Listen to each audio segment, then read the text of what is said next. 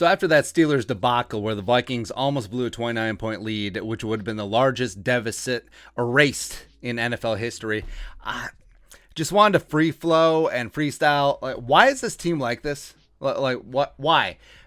I simply do not understand it. Was US Bank Stadium and before the Metrodome and before Met Stadium, was it built over like an alien crash site or something like that? Because there is such a weird energy that a small to mid-market professional sports team, like, they do not deserve to be like this. Like, I don't understand it. Especially this season where 12 of 13 games decided by one score or less. It's just amazing, man. I don't know how they still do it every single year, year after year after year. The highest winning percentage in NFL league history without winning the Super Bowl. And we always get our hopes up. And it was like, oh, the Viking roller coaster of love. And on one hand, it's good television because of the drama factor. And because we thought that we finally had our ass whooping because the Vikings win, lose, or draw. Like, there's not been a game where they blew the doors off of someone or they got their ass kicked. And 29-0 at halftime, Big Ben looking dead. Steelers couldn't do anything. They couldn't tackle Dalvin Cook. Dalvin had a $153 on the ground, a franchise record for one half of rushing. And you're like, okay, here it is.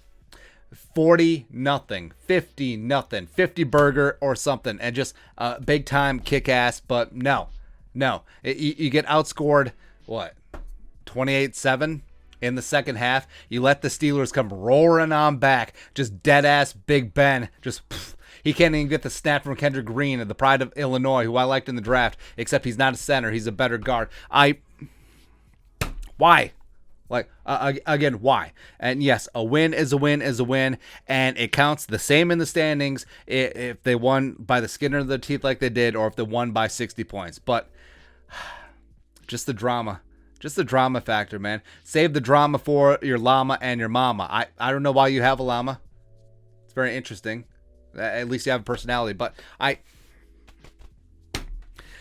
for someone who has suffered through Vikings fandom, not long, right? I would say, so I was born in, 86?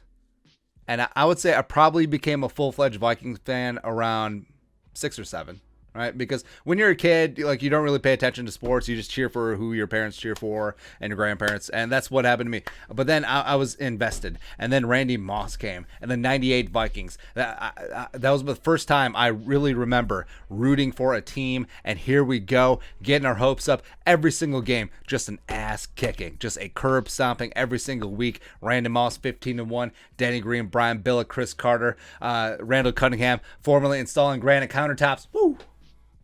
Getting it done, man. And then whack at home, Super Bowl on the line. Okay, you're like, it gets better, right?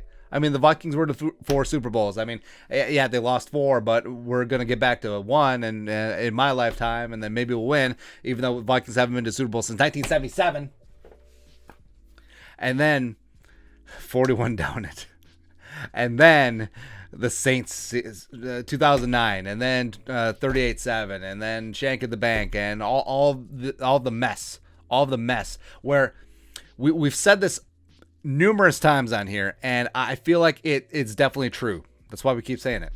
Yeah, because it would almost be better to be a Lions fan, even though that's a bad example given what happened last Sunday or like 4 days ago.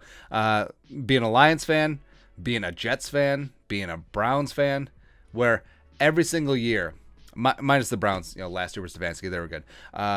Every single year, it's just,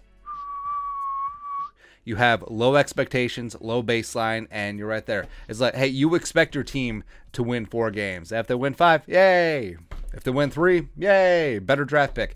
But with the Vikings, they get the hopes up. And coming into this season, this was a Super Bowl caliber team. And when they're healthy and put together, they still are. They are. And they have Super Bowl caliber talent. Now, do they have Super Bowl caliber coaching? About that, I don't know. But every year, hopes up, crashing. hopes up, crashing. Like, maybe you could say that some of the Christian Ponder, Leslie Frazier years, I mean, the year that they didn't make the playoffs were just like, meh. But, I mean, goddamn, man. Every year, it's like, this is finally going to be the year. Finally get off the schneid. Oh, Zimmer does really good in odd-numbered years. This is going to be the one, huh? This is going to be the one, huh? And that game against the Steelers was just a microcosm of what it's like to be a Vikings fan. Actually, the entire last 8 quarters of football. So put the Lions game and the Steelers game together, and you have the entire roller coaster. Oh, that's true. That's the entire spectrum of being a Vikings fan, because they didn't show up in the first half against Detroit. They make a furious comeback, then they lose in heartbreaking fashion. And then they kick the Steelers' ass in the first half, then they give it away, and then they just hang on. That's it. That's the full gauntlet of what it's like to be a Vikings fan. But I understand I'm preaching to the choir, and I understand that there will never be an answer of why this team is like this, but it is. It is. It's like, you probably had some experience with this. It's like dating a person who is not right for you, and there's a lot of highs, there's a lot of lows. It runs hot and cold sometimes, but you enjoy the roller coaster, and that's why you stay with them. It's exactly what it's like being a Vikings fan. Exactly what it's like. But let us know your thoughts on our thoughts. Why is this team like this? Answer. Let us know in the comment section below. Subscribe for daily Vikings takes. Want to support the work? It's Friday, right? Yeah, it's Friday. Put a little something in the Venmo. Cash rules everything around me. Cream. Give me the loot. Give me the loot. Money. It's a gas. Oh, pay that man his money. But until next time, Skol, production value.